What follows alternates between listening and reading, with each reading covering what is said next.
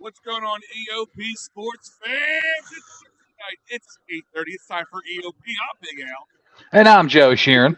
We got a lot to cover. A lot of things going on in Philly sports tonight, but I want to thank our sponsors. Let's start with PhillySportsShow.com, DolansBar.com, CherryInjuLaw.com, and of course, Sherry'sTickets.com. Guys, we have a lot to cover. But tonight, we're going Flyers first, Joe. I feel like we haven't done this in forever. But not for all the greatest of reasons. A lot, something came down the pipe, and if you haven't been kind of living under a rock, one of the top prospects for the Flyers, Cutter Guthrie, has forced his way out of Philly, kind of JD Drew style, which people have been kind of using the term, and it's kind of spot on in some ways. But has not one of the players has showed kind of have a little history here. Thanks to Matty B kind of putting some things out to me for my thing, but. And we were bringing in one of the best Flyers coverage guys, Jamey Baskow from the Flyers Nitty Gritty. So he'll be coming and joining us a little less than 10 minutes. So we're going to be bringing him in to discuss what happened.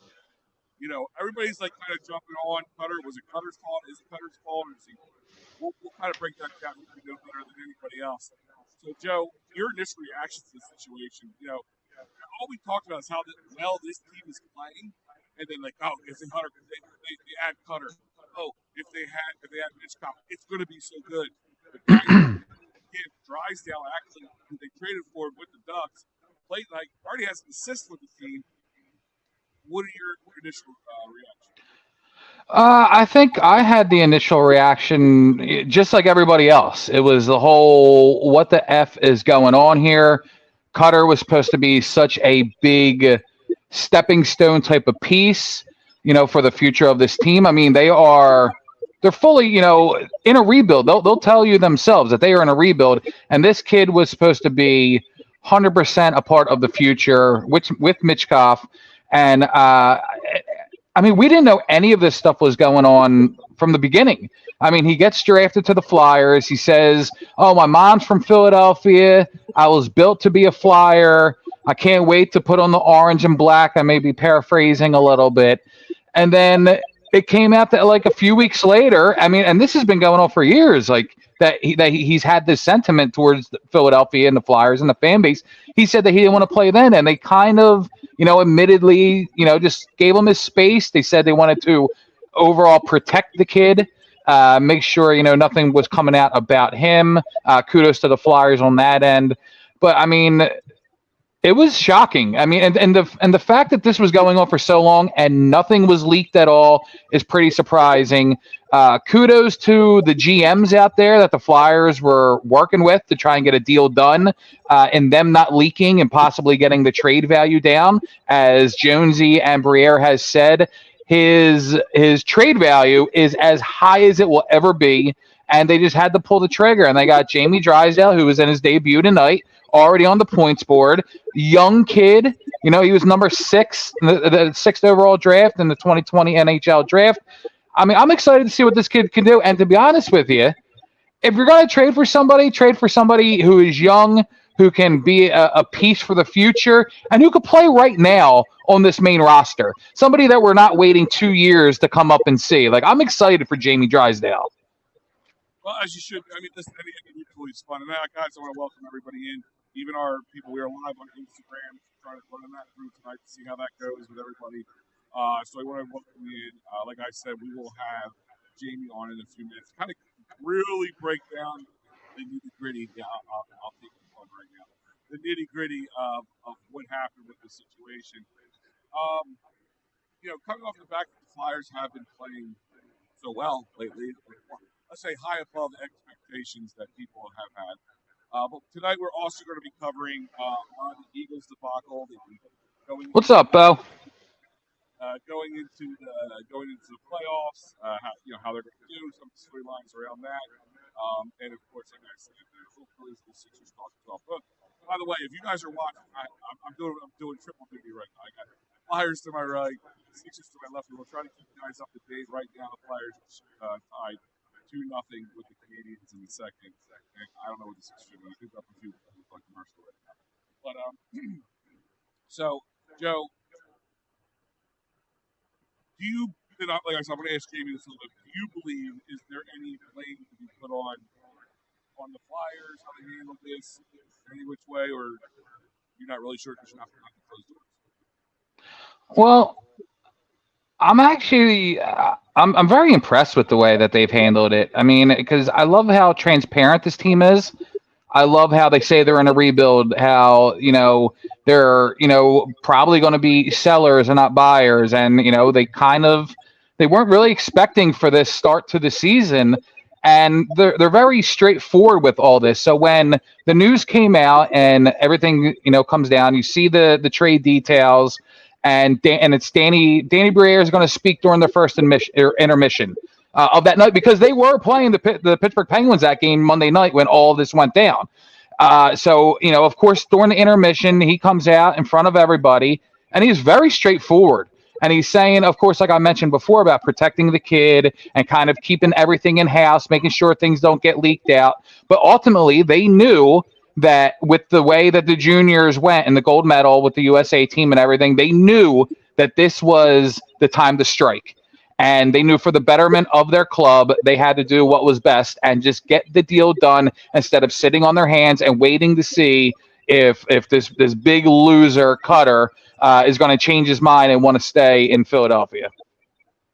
Do you think this sets back to the Flyers at all? No, I really don't. No. All right. I don't. I think they got some nice pieces in the pipeline that are coming up that can fill the void. How the management and even the coach has reacted to the questions about it, especially towards everybody loved his retort on what Greg's about, his thoughts on being traded and not wanting to be here. Have you mentioned you felt like they've done well, but there's also been they haven't been shy about saying they don't care. Like Tort said, I don't know if I'm a hole in the ground, or hole in the wall, or whatever he said. And then Yeah. the other guy's kind of feeling bad for him because of the way he went about things. Because I'm sure that on social media he's getting a lot of it. Oh, I mean, he's getting a lot. Kevin Hayes is getting it a lot. Apparently, the agent came out today and said something about it's more about personal family reasons on, kind of him being a stick in the mud here. But yeah, I mean, everybody's been getting it. I mean, it's weird because like you're starting to see some of the players even say something.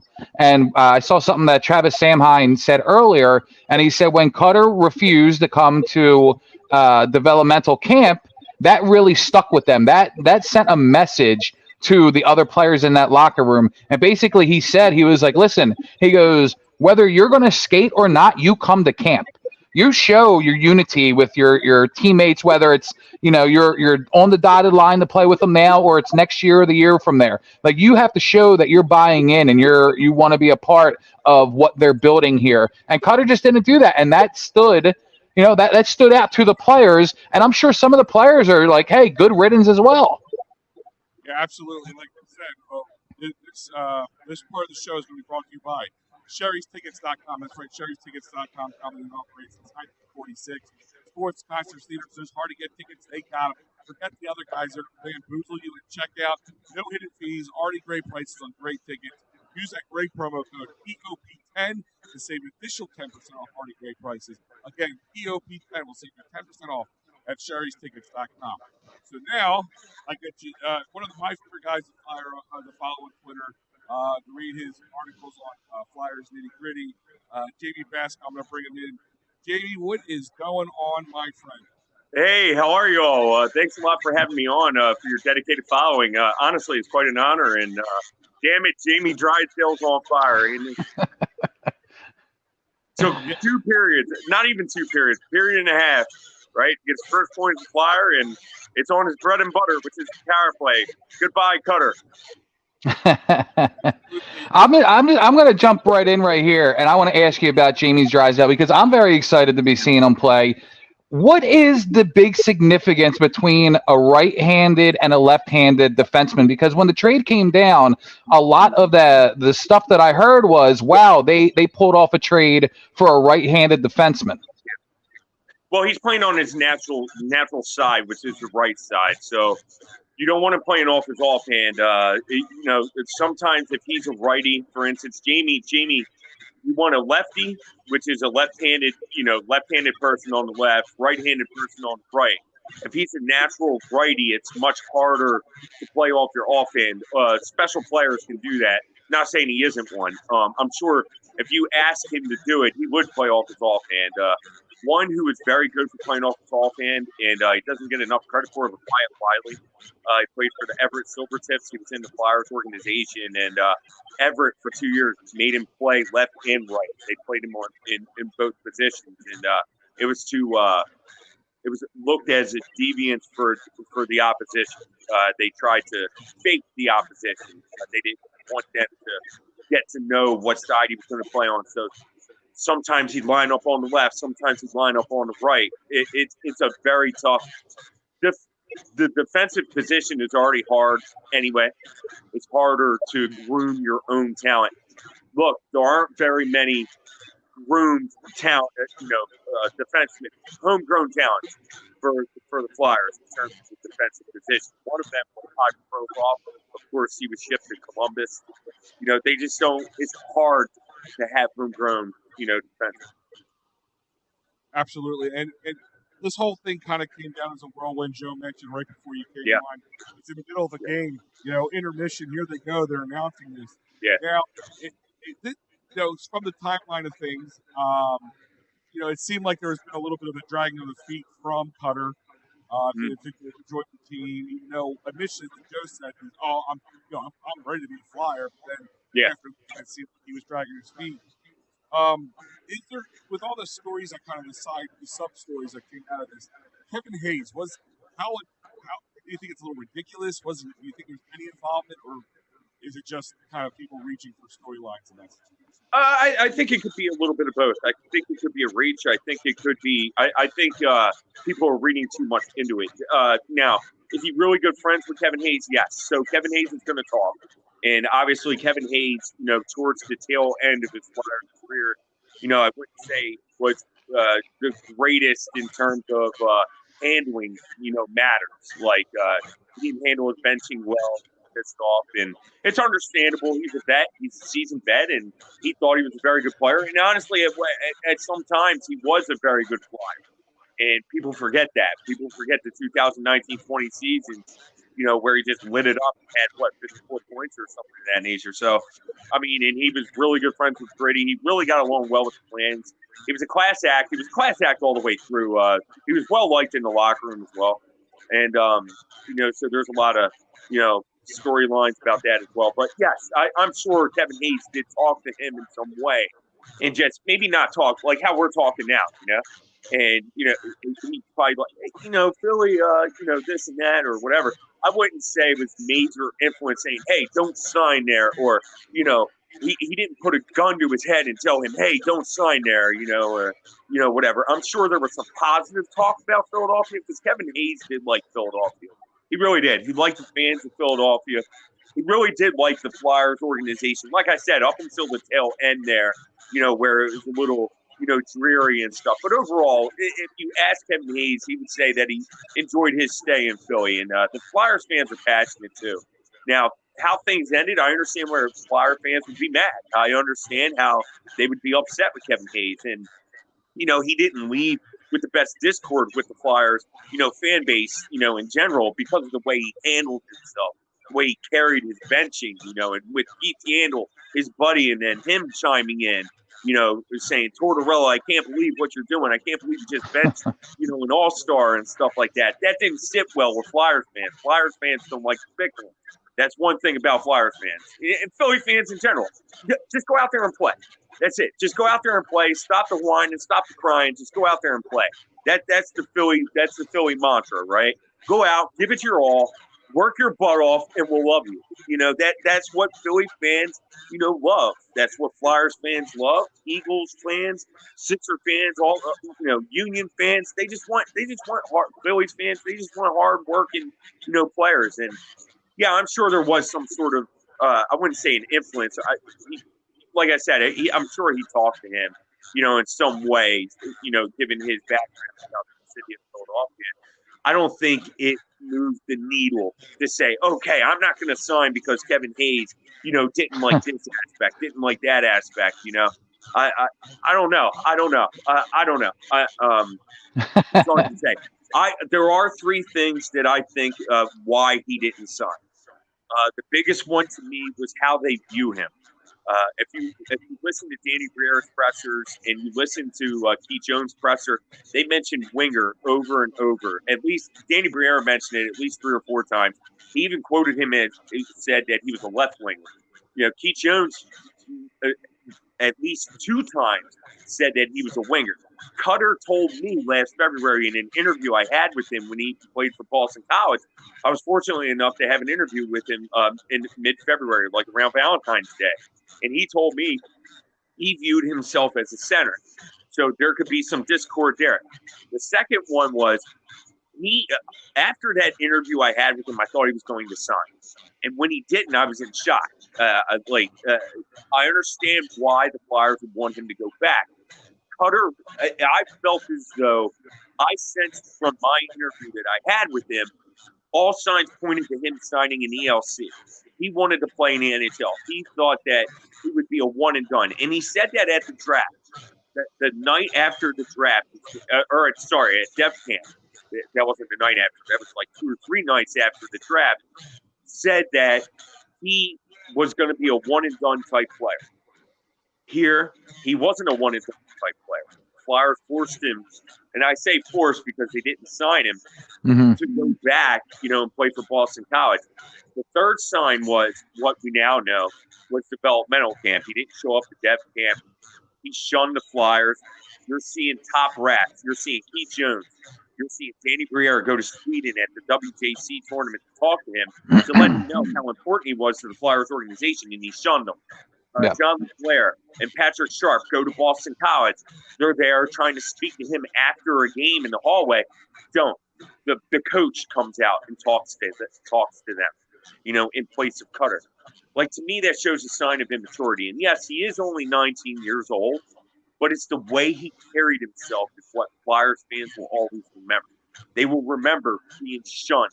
They will remember, that distaste. Oh, I don't want to sign there. Immediately, we think of what? J.D. Drew, right? Absolutely. And I certainly hope that the Flyers don't have a giveaway that night with something, that could be pelted on the ice, Like, remember the Ed Snyder bracelets that are, a lot of things, threw on the ice and stuff? I really hope it's not like a bracelet or some sort of a necklace or, something of that nature, or not even a gritty doll. I really hope that, whether maybe it's a cutout of Jamie Drysdale or something, like, cut out, the heads. Maybe that's what the Flyers, can give. Maybe I'll propose that on Twitter. But no door, something like at Wells Fargo.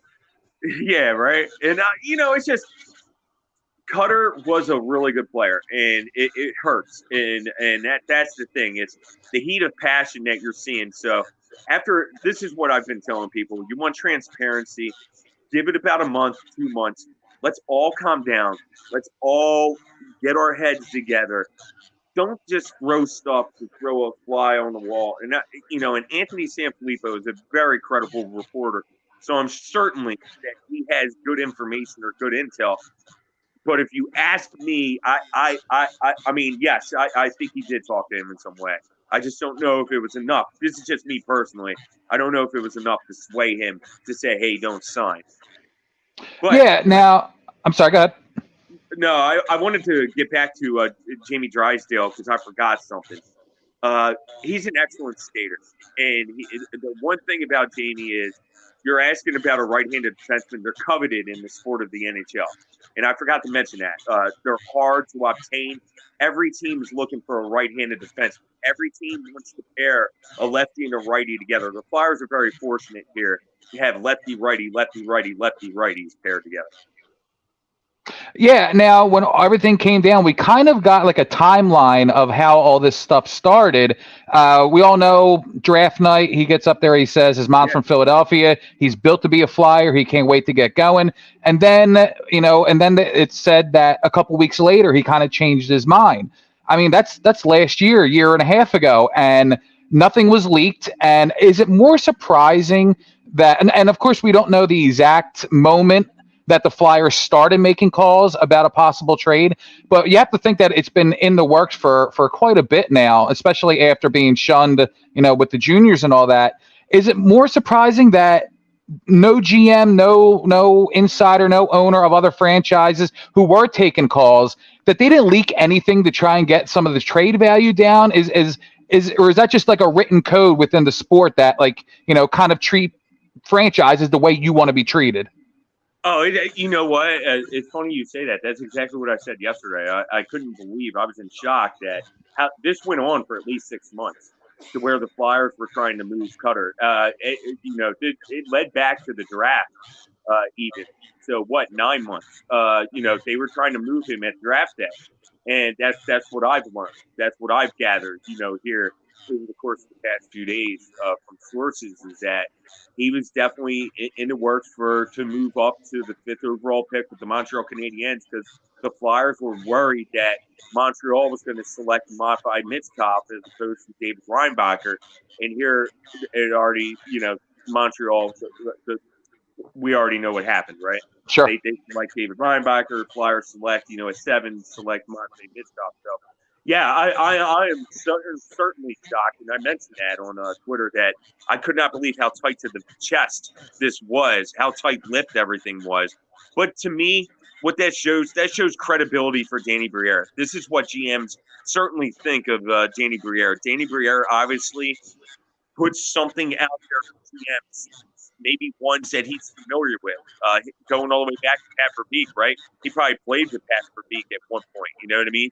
Yeah. So maybe he has a really good rapport with Pat Verbeek. So, Pat Verbeek is the general manager of the Anaheim Ducks, and so maybe he reached out and said, "Hey, I just want to let you know that Cutter's available." Obviously Montreal's GM knows. Martin St. Louis knows, because he's the coach of, Montreal. So, I mean, those are just two teams that we know of on the surface that, we're obviously interested in Cutter. So, how many more teams? Not so sure. But, yes, I am this is very uncommon. This does not happen very often there. A top pick is, traded. Even, 1 year, 2 years, 3 years, 4 years down the line, it's very rare that the top 5 pick is traded, is moved. So, I am certainly shocked that it went on for this long. No insiders knew. No one in the media knew. And like I said, nothing was leaked by people within the organization. I'm certain that there were meetings about this, and they must have threatened some maybe the whole organization, all got together and sat everybody down and said, "Hey, if something gets out, it's your job." It is something like that hurt. I'm not saying it did, but I would have to believe that something like that went into fruition. It reminded me of the days when Ron Hextall used to run the franchise. Nothing really came out under. Sure. That's why Ron Hextall wanted his guys. That's why he took pieces away. That's why he did this.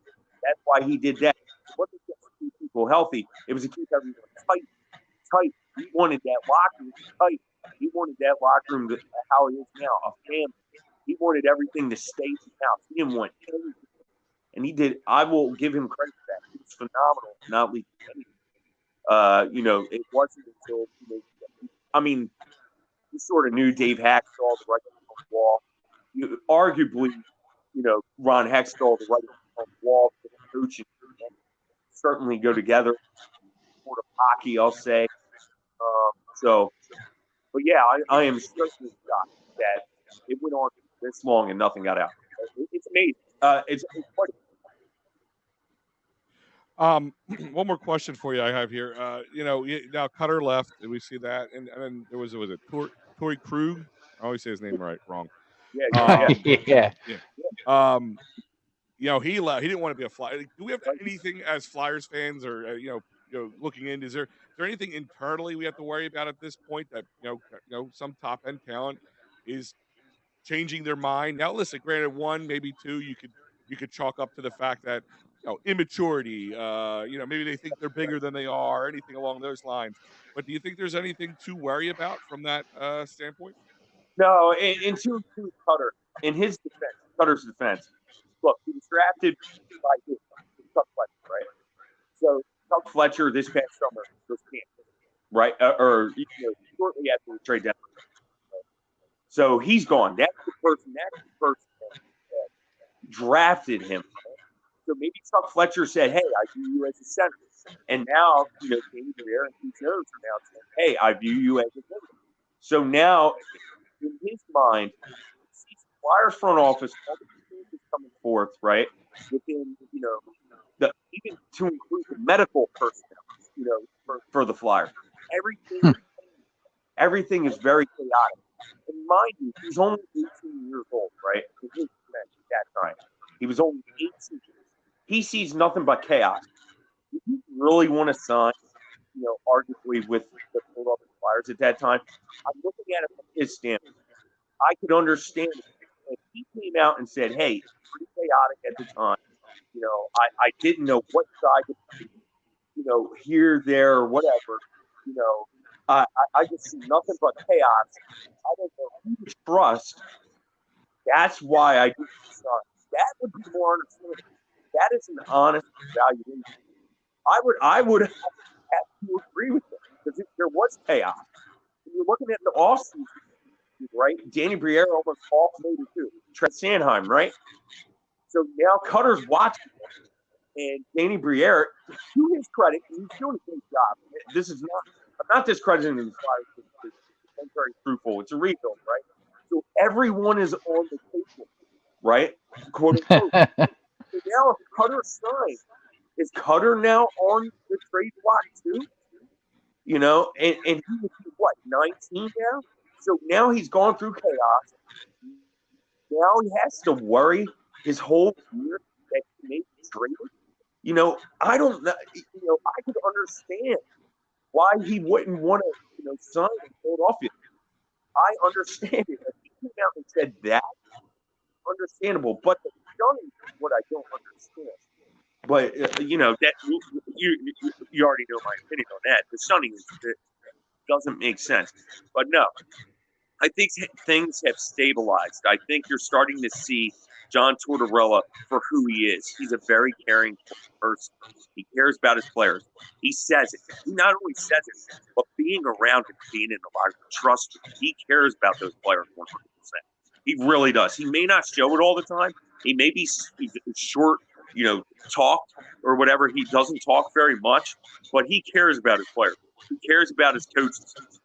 Danny Briere cares about the franchise, cares about the players, cares about the prospects. Keith Jones cares about everybody all the way down. And you're looking at Dan Hilferty. He's a man of the people now. He's going out into the crowd, shaking hands, and and stuff. He's a Flyers fan, right? He's So now I think, to be honest, I think things have stabilized. But at one time, I could see it being chaos, and I could understand why he wouldn't sign during the chaos period. There was a lot of chaos. There was a lot of movement, a lot of moving parts. You didn't know who was going to be moved last year. Torrey Krug didn't want to come here because, again, it was chaos. He's going from, a solid franchise, where he knows he's going to play, knows he's that guy, to chaos. So he exercised his right of not being traded to the Philadelphia Flyers because it was a chaotic time. It was very chaotic. And now things have stabilized. Things have gotten calmer. They have a plan. They are sticking to the plan. They have a future, is what I'm saying. And this is very uncommon to see because Flyer fans know it's very, very rare that the Flyers have a plan. And they actually do this.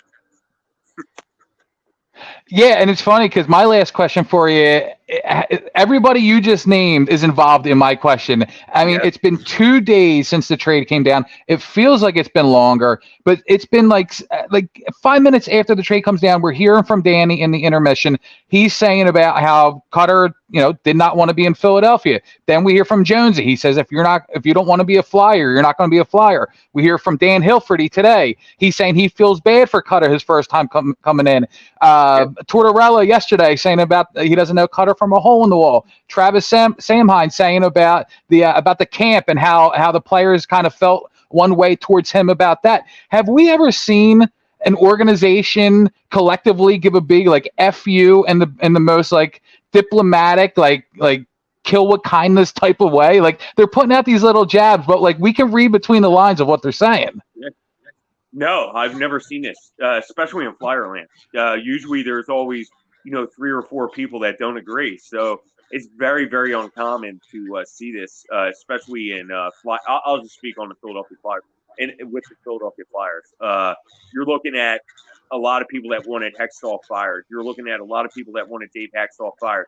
You're looking at a lot of people, that wanted all these interim coaches fired, AV fired, and stuff. They usually give FU to their own people. So, like, you know what I mean? Nice to So, see, right? So it's very uncommon to say FU to somebody who's outgoing, who hasn't even signed here yet. So, no, this is very uncommon. But this, again, it's a very uncommon type of situation as well.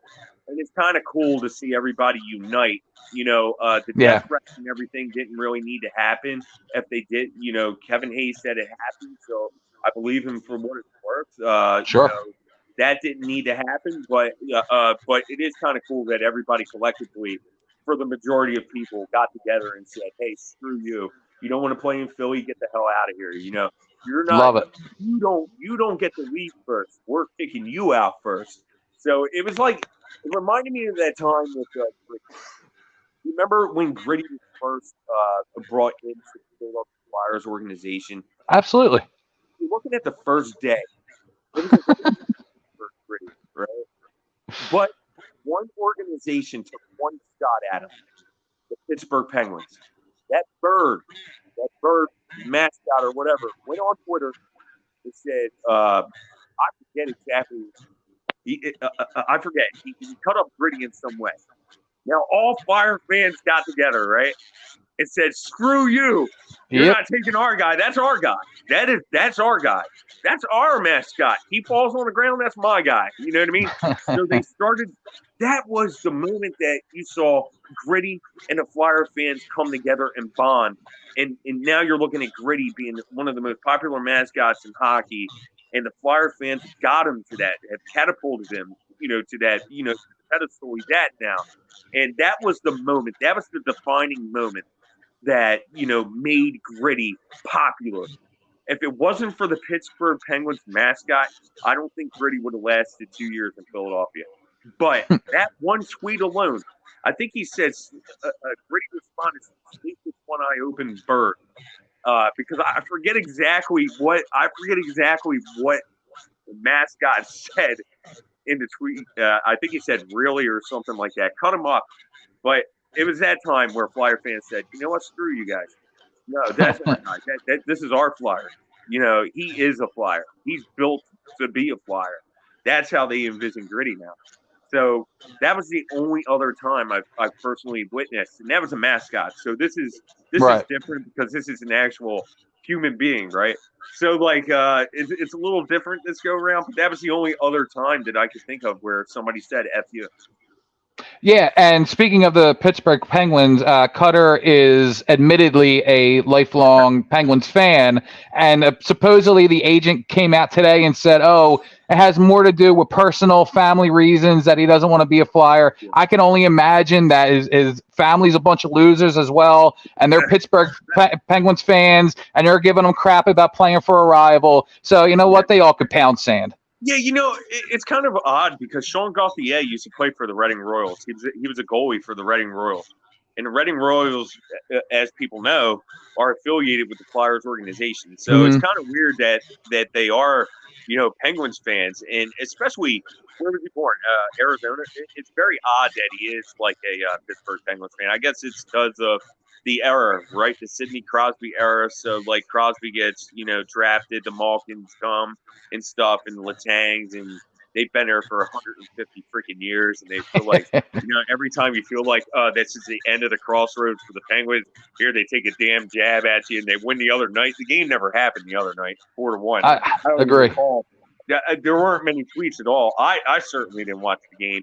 Nope. But I had to go back and rewatch it. So it was like, I'm sure a lot of Flyer fans felt the same way. The game never freaking happened. And here to this day, it was a rival, right? No one was mad that the Flyers lost to the Penguins at all. The biggest talk was Cutter Gauthier, That's right. So like, yeah, you're right. He can go pound sand, you could go eat, have some, what are those, Robson burgers or whatever They got are. the crappy Permane brothers up there. It's the worst sandwich I've ever had. Go eat that with Sidney Crosby. Take Malkin out. Go have some sushi out there. In Pittsburgh or something of that nature.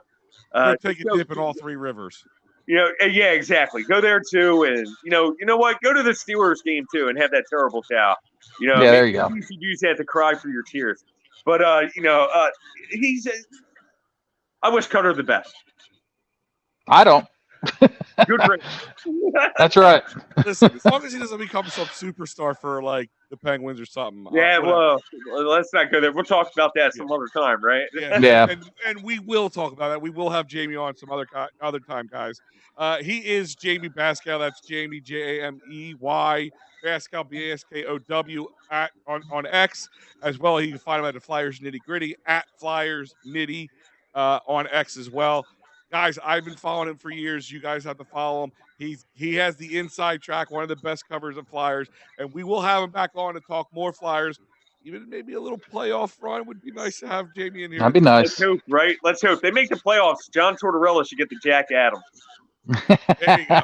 Absolutely. Hey, no, 100%. Thank you very much. You guys do a great job week in and week out, and you got a dedicated following here. They love you all, so congratulations with your following. And I'll definitely come on anytime you want me to come on. To shoot me, DM me, text me, or whatever, and I'll come on. Cool, Jamey. Thank you very much, man. Take care. Thanks a lot. Take it easy, bud. Like I said, guys, he's Jamey Baskow, part of the Flyers Nitty Gritty, one of the best. I'm not just saying that because he was right there. I've been following him for years. He's one of my top guys to follow on X for. That might have been one of my favorite interviews we ever did. Yeah, he is. He knows his stuff. He's passionate about his stuff, and he's also really good about like separating the emotion. Everybody else wants to kill Cutter. He's wishing. Yeah. He's like, I'm trying to think of it through his point of view, and I'm sitting here like, no, screw him. Ryan chimed in. Jamey, I guess right there towards the end. No, we're retooling, we're not rebuilding. We're hearing we're rebuilding, not just retooling, and the Flyers are just playing good. So maybe they're just not fully rebuilding and had to come and play two with Krug, Hayes, and Cutter. And that's a good point. Maybe that's a good point. Maybe he saw these guys now. You would think a 19-year-old Ryan. I mean, I can understand Hayes, but you think these young guys would be like, well, whatever, 2, 3 years, 4 years. I mean, they're still 22, 23 years old. So, listen, I can understand if that's the point. Here's my thing is, and real quick, because I'm gonna talk about it a little further, but it's gonna lead into our next topic as well. I remind you guys that that this show is brought to you by Philly Sports Trips. And speaking of Flyers, we got the Stadium Series coming up in February to go up to MetLife Stadium to go play on the ice on that North Jersey turf. Luckily, you don't have to touch the turf, so nobody has to worry about getting injured on that field.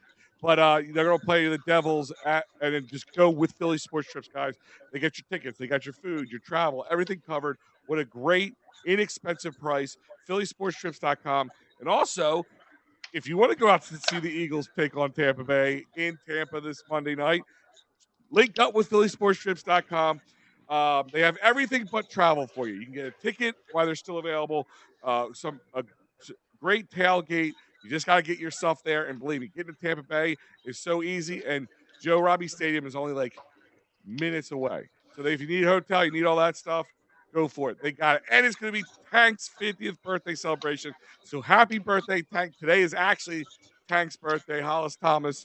So if you've never been on a Philly sports trip before, go, because Tank is usually there.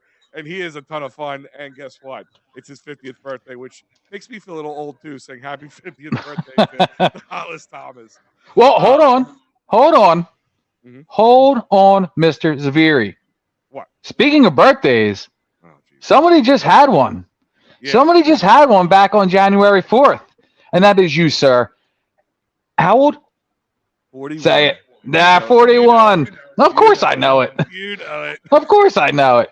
But hey, man, you're my best friend, my brother. Happy birthday. I appreciate that, man. And like I said, 41's like 40, just with one more pain to have to worry about. It is. It is. But this 41's going to be also 2024 in the year of EoP. I say it every year, and we are growing, and I'm so excited about what's coming down the line. And like I said, having guys on like Jamey just makes it even better. But I was talking to you guys about kind of something in general, but kind of goes back to the Cutter situation. When top end prospects, and we've seen it through the years. Eli Manning did it. Like when big guys with a little clout behind Lindros did it. Lindros did it. We were just on the receiving end versus the other end of it. It still irks me though. Like, listen, I get it. Maybe it wasn't the right thing for him, and it didn't seem like outwardly he was trashing them, but like to ignore the team on purpose and kind of force your way out. I just don't like how young players, especially young players who haven't really proved themselves. Cutter could be a nobody. He could be an absolute nobody for all we know. Or he could be a superstar. I don't know. We'll find out. Time will tell. But it's just one of those things in sports that irks me. I mean, you see it sometimes with big guys like Tom Brady. If he left New England, he could have went wherever he went. You know what I mean? Tyreek Hill was leaving the Chiefs. He could have went wherever he went. Like guys like that. But at least they were proven. So I'm not as irked about those guys. But when these young guys have proved nothing. Now, listen, just won the gold with the World Junior Champions. It was the MVP of that tournament, bringing the U.S. to gold. So he is definitely tops of the list in the country. So that makes it burn a little bit. But again, it's just when these young guys and they force their way out. And, again, it's something you talked about, Jamey talked about. I'm going to reiterate this. Hello. One more time is how this was kept so under wraps the entire time is in this day and age. It's wild. If this was 20 years ago, okay, I can understand a little bit. But 2024, this not leaking out, pretty amazing. Yeah, absolutely. And I think the one thing you kind of like, the one thing I question is like you kind of just brought it up is like, he's not proven, like we know what he's doing at his level. And we know how high his ceiling looks, but we don't know exactly what he's going to be in the NHL. So like, does it make it feel like, does it take the sting away just a little bit that you don't know at the moment the type of player he is going to develop into, especially knowing that we have an NHL ready defenseman, a coveted one, a right-handed coveted one, like Jamey was explaining to us. Like, does it make you feel a little bit better with the unknown versus what we know in Jamey Drysdale right now? I mean, I guess I can answer 2 parts. Yes, now.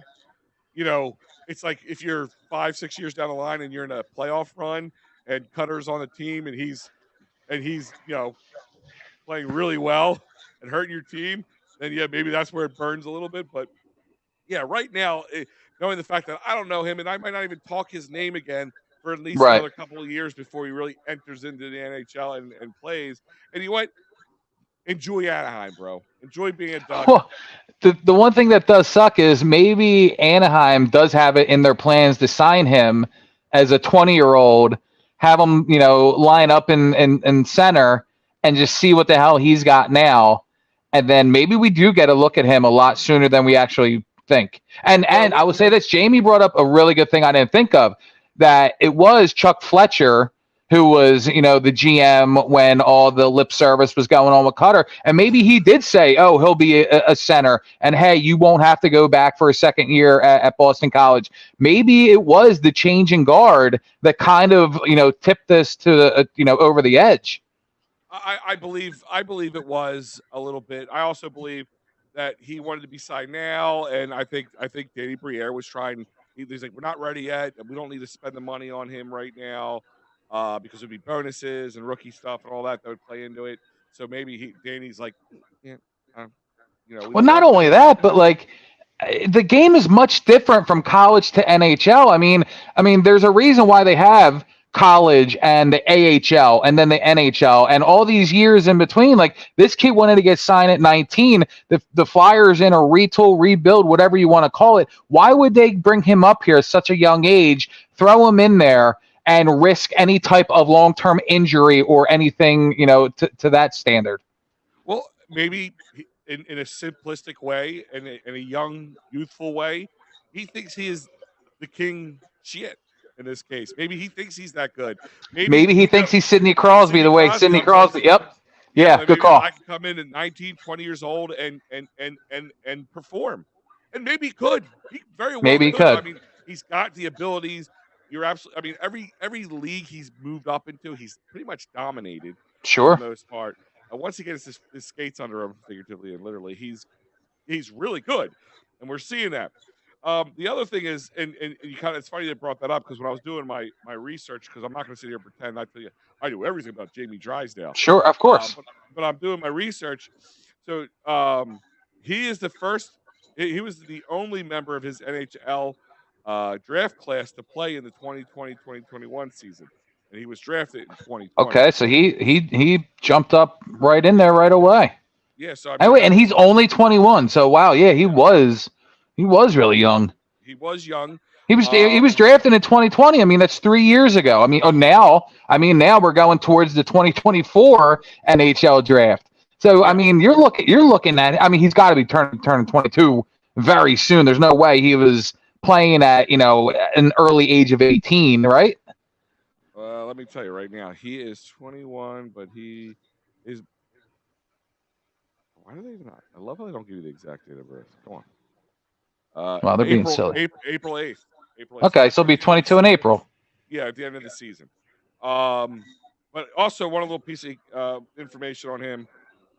He had a torn labrum. That's why he missed a good portion of last year. He missed about 74 games last year.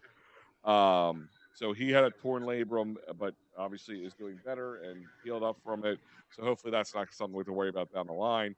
But I mean, not knowing too much about him, but seeing how young he is, he's already played 123 games at 21 years old and missing 74 games with a shoulder injury. So I mean, that's a huge plus. Hopefully not too much mileage on him, but he's got a lot of NHL under his belt already. Oh, absolutely. But we got to change gears here, because I know we're running a little out of time, but we're good. Past the halfway of it. Let's talk. Don't bring him up, Al. Don't bring him up. We got to do it. Got to talk the Eagles. I know you and I have texted back and forth, tweeted back and forth. The Eagles are stupid. Let's just say that. The Eagles are stupid, okay? Breaking news, EoP. Joe, can that be a post tomorrow? The Eagles are stupid. The Eagles are stupid. Yeah. But there's been a lot of things that happen that really make them stupid. And it's not just, when you say the Eagles, Joe, do you mean the organization, the players, all the above? I have no idea. I have never seen this type of collapse within a six-week period from a team that started 10-1. I'm like at a loss for words for this. Like 2 weeks, I'm going back 2 weeks ago. I was at the Eagles-Cardinals game, and something in me broke that day. Not my fandom, but like I'm just sitting your will for like I sat in those seats for a good 15 minutes after the game. Seats cleared, and I was just like in just like this somber kind of like I was just at a viewing. Like the team was the team died, and I was at a viewing, and I was like sitting there like, what the hell did I just watch? The team was up 21-3. They were up 21-6 at the half. Sidney Brown had that great 99-yard, pick six. And how does it collapse like that? They give up over 4, and I understand I'm going back two weeks, but they give up 400 yards. They give up over 200 to James Conner. What am I sitting there watching? I sat there and I'm like, this is the last game I'm going to, because at that moment, and I'm still kind of there, it's not worth it to me anymore. I sometimes I get into this spot where it's like I care too much for this, and it's affecting me, and I have to look at the outside bubble and say there's too many other things going on in my life for me to be down this hard for this team when it just seems like they don't even have any fight left in them. This past week against the Giants, I missed the first half. I was actually at another event. You didn't miss anything. Well, the funny thing is the event I was at, the person who I was meeting was a Giants fan. So I had this whole thing of how like we were gonna banter. I was gonna like have a bet, and I'm waiting to talk to him. I'm getting updates from my wife, and the next thing I know, it's like 24-0. I'm like, wait a minute, it's not even halftime yet. I'm like, all right, well, I can't say anything to this guy about Giants Eagles. So after the meeting and everything like that, I did get the chance to watch the second half. And it was nothing to even pay attention to. I tried paying attention to it. I was with some other people. So I tried to watch and get as much as I could out of it. I watched the highlights after when I got home. I watched the post game and these guys ripping them, and rightfully so. And I think the biggest question out of all of this, and it's from top brass, coaches, players, fan base, everybody must have this one question on their mind. How? 3 little words. How did this happen? It's unbelievable. So let's go through some of that. And I want to talk about some of the reactions. Now, listen, I'm sure players are getting it, now this day and age with social media and being able to, talk to them and all that stuff. But a couple people talk some stuff. I know today or right after the game or something like that, Jason Kelsey kind of just like, we effing, we're not doing effing good. Just dropping a lot of F-bombs and all that stuff. But one thing somebody said in particular really set me off, Joe. You posted it earlier, yesterday, I think it was. Dallas Goedert. Mm-hmm. Dallas Goedert pretty much, I'm going to sum it. I'm not going to use the exact quote, but I'm going to sum it up. Pretty much said, once they hit the playoffs, they locked in the playoffs. That was enough for them. They kind of like, they're coasting at that point. But you went from having a possibility of the first seed to a possibility of the second seed into the 5th seed, being a 10-1 team. Does that not? That was maddening to me. I felt like at first a lot of people didn't overreact. That's like all right, fans overreact, and then it's like crickets. Like, are we just tired of overreacting? Are we just tired of? It's just like another thing just to be annoyed about with this team, because real quick, it's like it's just a collective roll of the eyes. Like, yeah. And I'm aware. Here's this is how I look at it. He kind of alluded that like, we're gonna just coast, turn it off, and then we're gonna turn it back on because we're in the playoffs and everything's fine. It doesn't work like that at any level of any sport. You can't play bad. Like, we talked about this for years when we started EoP. We talked about Brett Brown. What did I tell you? You guys, Allie hates Brett Brown. I said, I don't hate Brett Brown, but because Brett Brown had the losing philosophy, like he was the guy behind the losing philosophy of the Sixers, I just never felt he would be the guy who could lead this organization to a championship, able to turn that switch off when everybody just kind of connects him to losing. And that's just like a mental thing. So again, I don't think that a team could coast. It's one thing if you locked up the first spot in the last game or two, like real early on, and you wanted to rest your players and you weren't worried about winning. But look what it's cost you. Then you have to play the Giants hard the last game just to even have a possibility that hopefully Dallas loses to an even worse team. And then you have a torn ACL now from Sidney Brown. You have the dislocated finger from Jalen Hurts. AJ, we had a meeting. And his meeting must have said, "Guys, I'm going to go out. I'm going to get my knee jacked up. I'm at MetLife Field." That's my plan. Like that. It's maddening. Like, now you had to put yourself into that injury. Like, that field it pisses me off. Like, that's not been investigated or something. Two things. You know how I put that post out saying absolutely no player should rest week 18. Nobody earned it. When we were out Sunday, everyone's looking at me like, oh, really? Really? They shouldn't have played? And I'm sitting there just like eating it. And I'm like, you know what? I said it. Whatever. I said it. I was wrong. And I commit it. But it's funny how everybody, I reacted, and a part of me still believes it. It just sucks that everything went down the way it did with the injuries to a number of players. Like, it wasn't just one. Like, it was a number. But like, as soon as somebody got injured, the finger was pointed right at me. Like, do you see what you did? Do you see what you did? And I was like, yeah, you know what? Joe. Yeah. Listen, I think you would have a lot more people agreeing with you if it wasn't MetLife Stadium. If it was anywhere True. else, if it was the True. Link, you'd probably have like 20, like 50% more people agreeing with you just because that stadium sucks. But a couple other things came out, and things that we've posted here on EoP. When I say we, you posted here on the social media, and a lot It's of things we. that. One thing is, Javon Hargrave in an interview, was likening. They were asking like San Fran versus Philly. He said, the camaraderie in the locker room, that was good and close to each other, but the practices are harder in San Fran. Does that kind of go back to the philosophy of why we're suffering in all aspects of the game, that this team got too lax and it's too like walkthrough-ish, not even just like hitting and all that stuff, like it's too lackadaisical?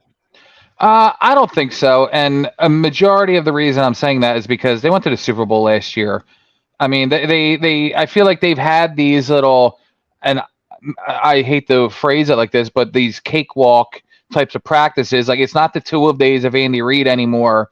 It's not the way NFL practices are really held these days, especially with the CBA and everybody, worried about these injuries, especially during a practice. Now, to what Javon Hargrave said, he wasn't in San Fran last year. D'Amico Ryans was there. Javon Hargrave doesn't know how they practiced last year. He's in there for year one, and he's seeing what is happening now. And he's saying, I love the culture of the Eagles, but practice is a lot harder here in San Fran. Well, you don't know that was the trend before this year with a new defensive coordinator. It could have been, a cakewalk, last season with D'Amico Ryans. Like, nobody knows what goes on behind closed doors. Nobody knows what happens with different coordinators or a different season. Javon Hargraves, I really don't think he meant it maliciously, but I also don't think he's talking about something that he fully knows, well aware of. Sure. You're right. You're right. I mean, you make a good point that he wasn't there last year, and different defensive coordinator maybe had different reasonings behind things. Maybe it's because you got your ass kicked to the Eagles last year, the NFC Championship, and you've been crying about it all season, and it's like, hey, put up or shut up this season, or we're going to be the laughing stock again. Maybe that's why they're pushing them so damn hard, because of how butthurt they are. Good point. It's a good point. And so another weird fan theory, we'll call it, or whatever. Big Dom returns to the sideline. Is Big Dom the missing piece, Joe? I mean, if I was one of those tin hat wearing conspiracy theorists, I would maybe read into it, because it does seem like ever since Big Dom has not been on the sideline, I mean, this team has been haunted by his absence. Yeah. Well, let me ask you this question. Should Devonta Smith, even if they're cleared by the doctors, and A.J. Brown play this weekend? If you want a chance to win, there's not a chance that they can't play. First off, Devontae. But in your eyes, Devontae was pushing to play in the Giants week. Obviously, he wasn't because of making the injury tougher, and of course the clinch. The guaranteed playoff game. The AJ thing, probably he shouldn't have played last week. So he was healthy enough, but one of them has to go. You're not going to go out there with Quez Watkins, even though Quez Watkins had a career game with Marcus Mariota. Let's start that controversy. Oh, Marcus Mariota, he really knows how to get the production out of Quez Watkins. Start him. Totally joking. They weren't playing real defense then. They were literally absolutely not. They were absolutely playing schoolyard football, where I swear to God, they just said it's like playing Madden with a 6-year-old. Right. Blitz, blitz, and that's what. And who's to say? How about this? DeAndre Swift. He was out because of an illness. Is he questionable to play too? There's no way that this team expects to go in there losing 5 of 6, and they're going to be on the road. Oh, I have another point to this. They're going to be on the road against a very beatable Bucs, but you still need your key weapons to go out there and perform. Jalen Hurts is already going to be a little hindered because of his finger. I know it's not broken or anything like that, but it was dislocated. It's going to be tender. It is his throwing arm. They're going to use, I would think, Swift a lot. They should use the screens more. And AJ's going to get his. Devontae's going to get his. But I don't think they're going to be as active in the passing game. Maybe that is more of a decoy. They need to play. But with this said, them being in the 5th spot right now, they fell ass backwards into their best situation. They're playing the dumpster fire of the division winner in the South, the NFC South. Yes, they're playing on the road. Maybe that helps them a little bit. They played well on the road, and maybe the pressures of playing in front of the Philadelphia fans right now isn't something that they need. Going on the road against an inferior team may be what they need, and somehow they backed right into this. I mean, Chris Long said it the other day. It's probably their best case scenario. I tend to think that's right. If they were in that number 2 seed, they'd be playing a lot harder team. They could have been very well at one and done. And who's to say that the Rams don't win and the Eagles end up playing Dallas in the second round and not the Niners? Like the everything is still so up for grabs. Like the Eagles could have played themselves into a very more favorable road to the NFC Championship somehow. Maybe they were playing possum. I don't know. Well, if that is, if they come out and somehow win, go to the NFC Championship, go to the Super Bowl, I'll eat crow all day long on that. But I'm first in line for the Reynolds aluminum foil tin hats. Yeah, right. Joe, I wish I could have as much faith as you could, to be honest with you, bud.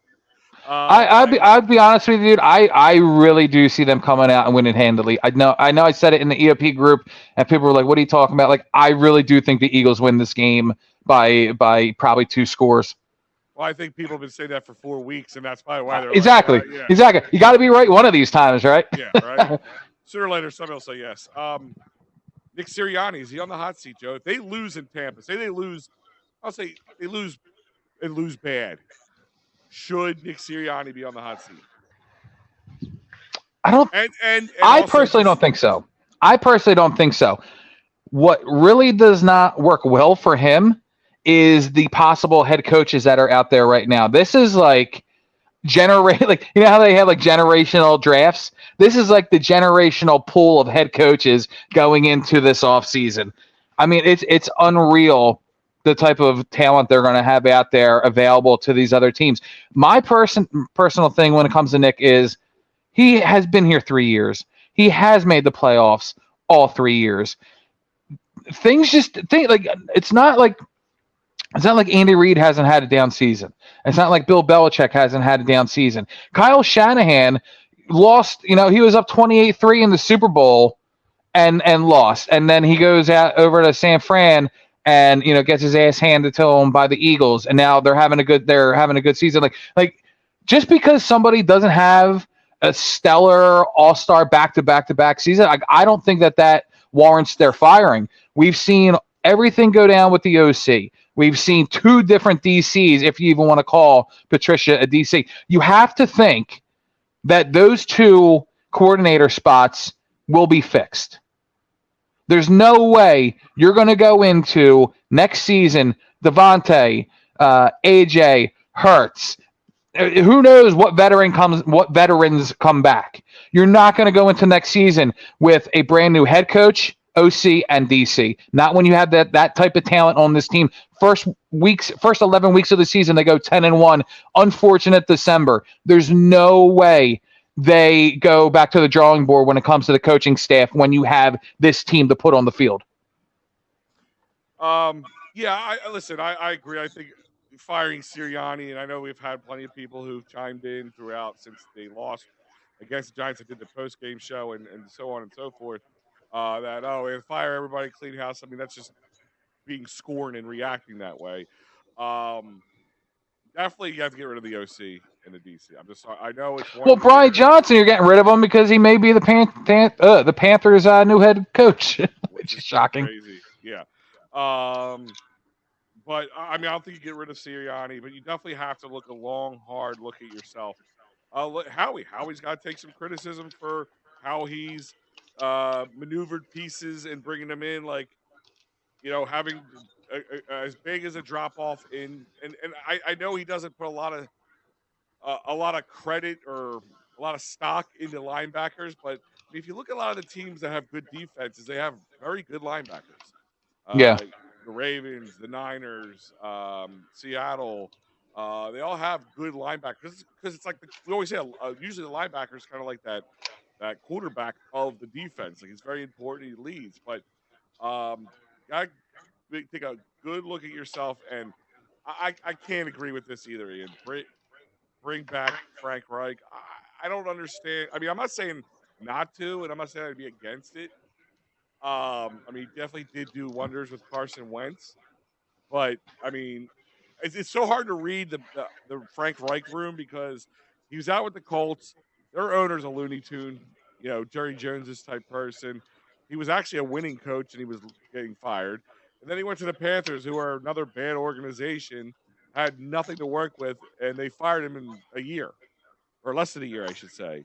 Yeah. So I'm not saying bring him back as an OC, not bring him back as an OC, but Joe, what are your thoughts on Frank There, Reich? Frank Reich, I wouldn't bring him back next season.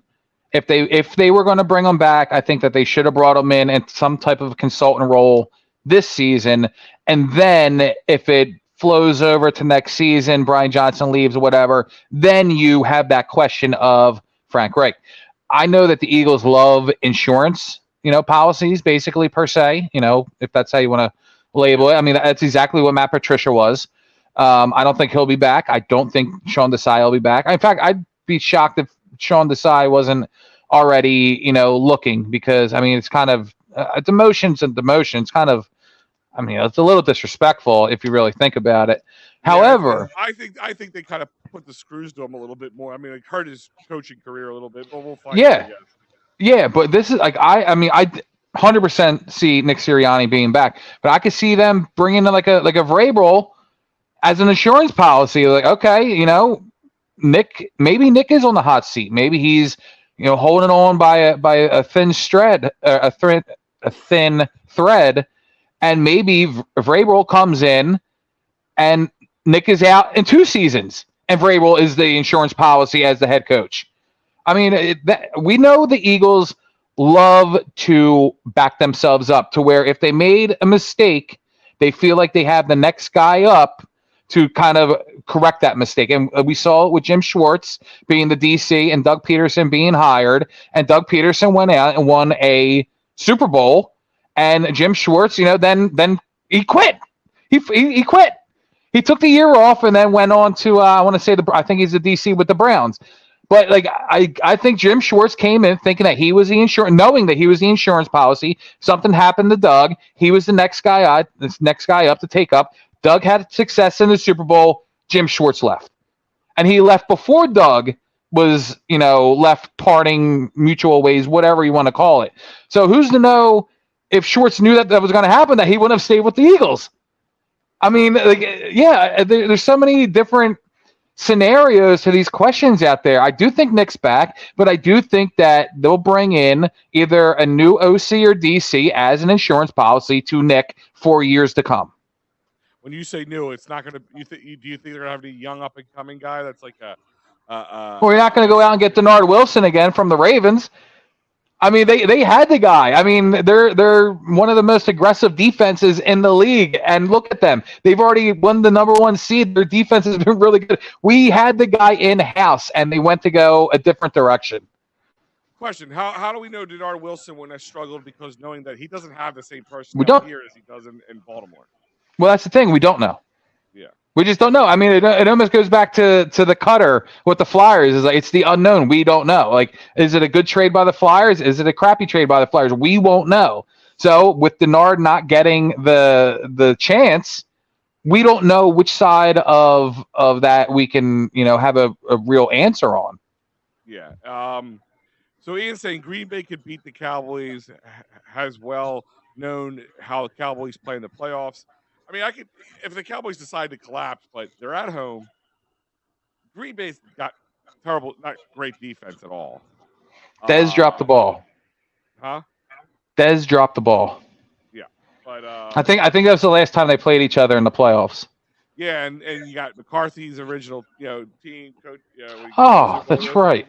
Jesus Christ! If you don't act like the NFL is scripted, I mean, just look at what's going on right now. Stafford versus Goff, McCarthy versus the Patriots. I mean, the Packers. There is another one out there that I can't think. Oh, there's the Super Bowl colors. It's red and purple, and it's been the matching colors of every team in it for the past like X amount of years. I mean, if it finally comes out that it's really scripted, I'm just gonna be like, yeah, sure. Like, I won't be surprised. Like, these things don't write themselves. Somebody's got to do it. It's interesting how it does play out that way. But Joe, real quick before we get going, I kind of do want to talk to you about that. Let's look at the playoff schedule, and I just want to quickly go through it and just get your prediction for this wild card weekend. And also, how does this play out, for Eagles, in your mind? So let's talk about the Green Bay Dallas. In your eyes, how much of a chance does Green Bay have beating Dallas? 0. Okay, so you think Dallas is good. Dallas is good. I hate to say it. Listen, as bad as this season could be, there's only one way that this could get worse, and you know what I'm talking about. I'm not gonna even say it out loud. Yeah, let's not talk about that. I don't even know why you put that in my mind. Yeah, well, Jerk. The other one is the Rams versus Lions. Who do you feel more comfortable with that one? I think the Rams win. I think the Rams over the past month is the exact opposite of the Eagles. They've been getting hot. They've been, firing on all cylinders, going into the playoffs. I think that they may be the hottest team in the playoffs right now. They might Puka Nacua, Kupp, Kyron Williams, Stafford. They got a good team. They do. And they're finding their stride. They were, absolutely. They know how to be there. They haven't had a first-round pick in like 6 or 7 years. Like if any team needs to be poached from the scouting down, it's the Rams. They get these guys every single year without first-round picks. It's unreal. And you believe the Eagles will win handedly? I do. I really do. I know I'm broken. If that's to be true, that means the Eagles head to Dallas. I know. For the divisional week. Yep. How do you feel about that? Well, I have said this with the second game to Dallas in the loss. I said the odds of the Eagles beating Dallas 3 times in a row, including the third being in the playoffs, the odds weren't there. So I feel okay. Not overly confident. Yeah. I feel like there's a shot. I feel like they can go into Dallas and win. I do. Listen, in the world of sports, as long as you have you're in the game, you have a chance. I'm slimmer than others. But let me be very frank. I could also see them going into Dallas and happy birthday. I'll let that one go. Yeah, all right. I can also see them going into Dallas and getting their asses whooped. It's the flip of a coin. Not that I fear you don't play a game because you're afraid you're gonna get your ass whooped, but that's what I'm looking at. I do think that is what's going to happen because I think the Rams Niners on the West Coast is a scheduling dream for the NFL. Good point. The next one, real quick, is the Browns versus the Texans in Houston. How do you feel about that matchup? I think the Browns are just doing. First off, Stefanski's just amazing. He should be coach of the year. Joe Flacco is doing some pretty impressive things at his age there. But I really like the Houston. I almost feel like I'm on the borderline of calling myself a fan of the Houston Texans, and it's just because of C.J. Stroud. I really, really like this kid, and I like Dalton Schultz, who I wanted the Eagles to draft. I think that in a first-year coaching of DeMeco Ryans and the first-year play of CJ Stroud. It's almost like, how can you not pay attention to this team and like what they're doing? I mean, it's really, really impressive. I think the Nico should be in the running for He should be. Coach of the Year. He should be. I like CJ Stroud. I like everything you mentioned. I just think Nico Collins is having a great season. And real quick, guys, I want to bring you guys up to speed. The Flyers are in a shootout. They're up 1-0 on the shootout right now. I'll keep you posted on that one. And the Sixers are up 120 to 119. Yeah, I got the Flyers on too. With about 2 minutes left in that game, so I'll keep you guys posted as things play out here. Excuse me. You are good. I think Cleveland will win this game just because of I think you got Joe Flacco, who's been there before. It's in Houston, right? Yeah, it is in Houston. Yeah. So I think it's going to be the most competitive game, but I think at the same time it's going to be tight. But I think Cleveland edges it out a little bit. I can see it. Yeah.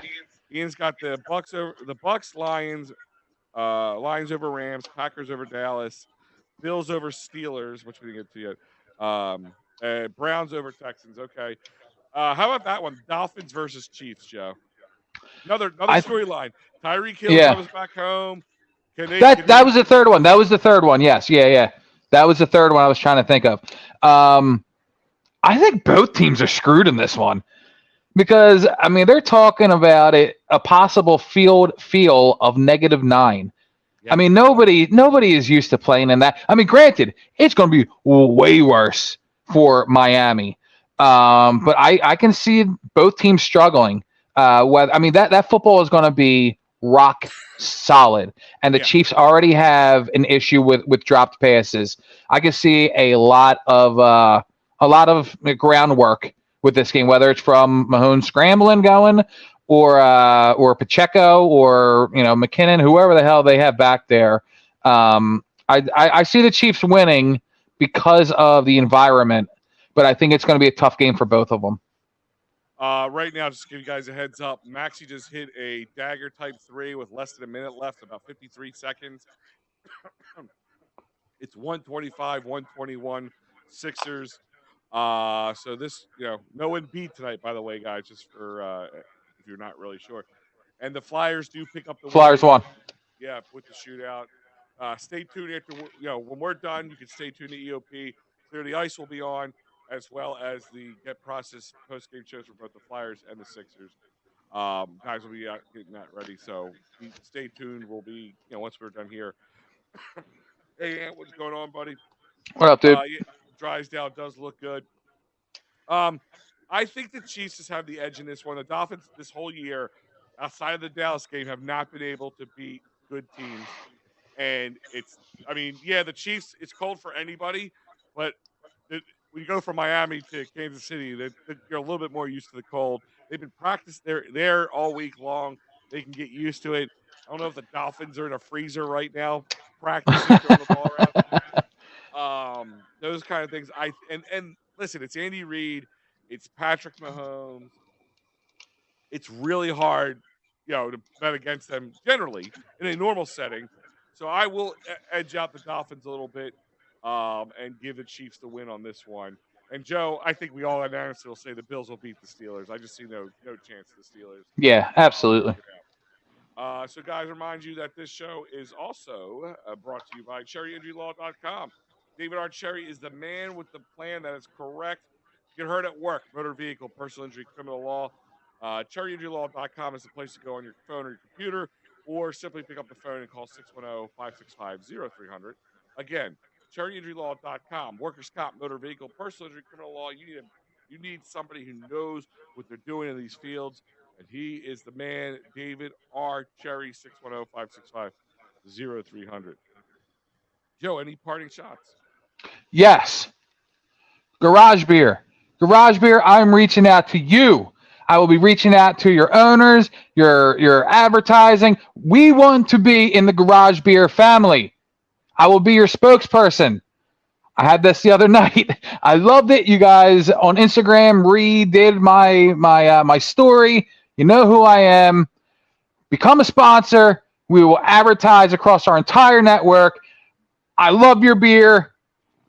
It's my new beer. It's my new beer. Oh, and by the way, they did something with Jamey, the Philly sports guy, too. So we're all under the same umbrella. We're one big Philly sports family.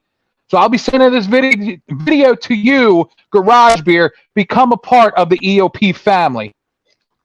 Fair enough. I agree with him. Garage Beer, get on it. Yeah. Another piece of I don't know where this call's coming from. A little piece of house cleaning, if you want to call it house cleaning. Congratulations to our boy Joey Wood. Yeah. Joey Wood. For those who Mm. follow us on EoP, we on Friday nights and on our website we have plenty of wrestling coverage that's independent in Philly, as well as the big names like the WWE, the AEW, Impact Wrestling, and other ones, but also the independent ones. But Joey Wood has been covering them since he's joined us here at EoP. He's been doing a phenomenal job going down there, covering him, representing EoP well. But he has been given the green light. EoP and Joey Wood have been given the green light. He's going to be down in Tampa, not for the Eagles game. But he's going to be down in Tampa for the Royal Rumble with the WWE. He got accepted to the Royal Rumble. So Yeah, that's awesome. There'll be plenty of coverage, articles written.